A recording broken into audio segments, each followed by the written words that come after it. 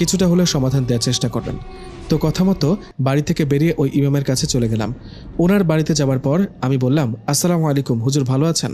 ইমাম সাহেব বললেন, ওয়ালাইকুম আসসালাম। তোমাকে তো চিনতে পারলাম না বাবা।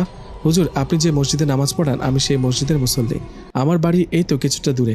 বাবার নাম বলে চিনবেন? এখন তো বৃদ্ধ হয়ে গেছি, তাই কাউকে ভালো মতো চিনি না। তা বাবা, আমার কাছে কেন এসেছো? খুব একটা বড় সমস্যায় পড়ে আপনার কাছে এসেছি হুজুর। শুনেছি আপনি জিন ভূতের বিষয়ে জানেন। এই বলে হুজুরকে আমার সাথে ঘটে যাওয়া 4-5 দিনের সব ঘটনা ওনাকে খুলে বললাম এবং ওনাকে অনেক অনুরোধ করলাম আমাকে একটু সাহায্য করতে, আমার কোনো সমস্যা আছে কিনা সেটা বলতে।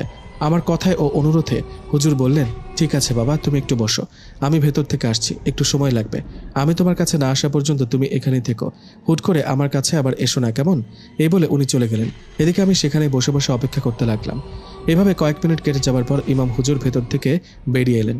উনি আমার কাছে এসে বললেন, তুমি যে আমাকে কথাগুলো বললে, তোমার কথা শুনে আমার এক পরিচিত বন্ধু জিনের মাধ্যমে তোমার বিষয়ে খোঁজ নিলাম। বন্ধু জিনের মাধ্যমে পুরোটা খোঁজ নিতে না পারলেও তোমার সমস্যার কথাটা জানতে পেরেছি। কি সমস্যা হুজুর? বলুন, আমার কি বড় ধরনের প্রবলেম?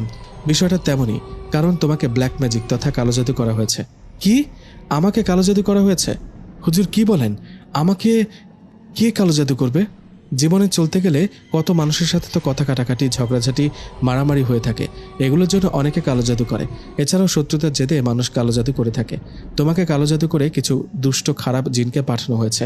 সেই জিনগুলো তোমার কাছে লাশ রূপে আসে, কথা বলে ভয় দেখায়। তোমার সাথে ঘটে যাওয়া সব উল্টোপাল্টা কাজ এই কালো জাদুর জন্য হচ্ছে। আমি আমার বন্ধু জিনের মাধ্যমে এটাও জেনেছি, তোমাকে যে কালো জাদু করেছে সে তোমার পরিচিত ও প্রিয়জনের মধ্যেই কেউ। কিন্তু সে যে কে সেই সঠিকটা বলতে পারছি না, আমি জানি না, বলতে পারবো না। আমি যতটুকু জানি সেটা বললাম। আমি তো বৃদ্ধ হয়ে গেছি, এখন তেমন কবিরাজি করি না। তুমি বরং কোনো বড় হুজুর বা কবিরাজের কাছে যাও, কেমন? হুজুরের মুখে কথাগুলো শুনে মনে হচ্ছিল আকাশ থেকে বললাম, আমাকে কেউ কালো জাদু করেছে, তাও আবার আমার পরিচিত প্রিয়জনদের কেউ। যাই হোক, হুজুরের কথায় ওনাকে সালাম জানিয়ে সেখান থেকে বাড়িতে চলে গেলাম। বাড়িতে আসার পর মা বাবাকে হুজুরের বলা সব কথাগুলো খুলে বললাম। মা বাবাকে বললাম আমাকে কালো জাদু করা হয়েছে। আমার কথায় মা বাবা একটু অবাক হলেন, কিন্তু বিশ্বাস করলেন না।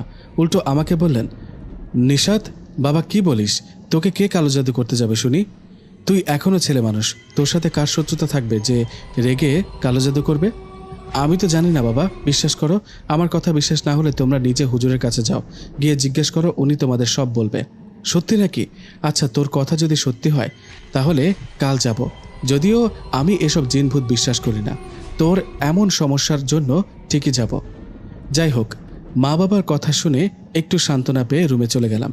রোজ দিনের মতো সেদিনও কোনো সমস্যা হলো না। সমস্যা হলো রাতে, কিন্তু এবার আমার সাথে না, আমার মা বাবার সাথে।